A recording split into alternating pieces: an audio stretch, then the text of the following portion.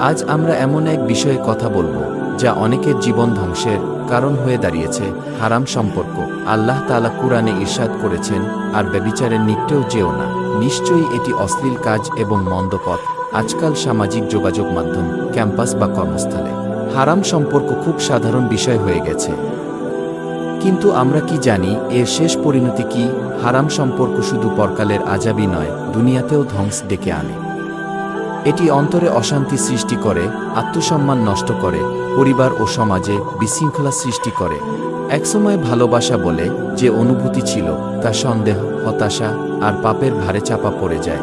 প্রিয় ভাই ও বোন, আসুন হারাম সম্পর্ককে ভালোবাসা নামে আখ্যায়িত না করি। যদি সত্যিই কাউকে ভালোবাসো, তাহলে তাকে হারাম থেকে হালালের পথে নিয়ে আসো, বিয়ে করো, সুন্নতপন্থী জীবন গড়ো। আমাদের নবী বলেছেন, যে ব্যক্তি বিবাহ করল সে তার দিনের অর্ধেক পূর্ণ করল। তাই যদি ভালোবাসার দাবি থাকে তাহলে সেটাকে হালাল পথে আনতে হবে। আর যদি সেটা সম্ভব না হয়, তবে সেটা ভালোবাসা নয়, শয়তানের ধোঁকা। আসুন আমরা নিজেদের সংযত করি, আল্লাহর পথে ফিরে আসি এবং হারাম সম্পর্কের ধোঁকা থেকে নিজেদের মুক্ত করি। আল্লাহ আমাদের হালাল ও পবিত্র ভালোবাসা দান করুন। আমিন।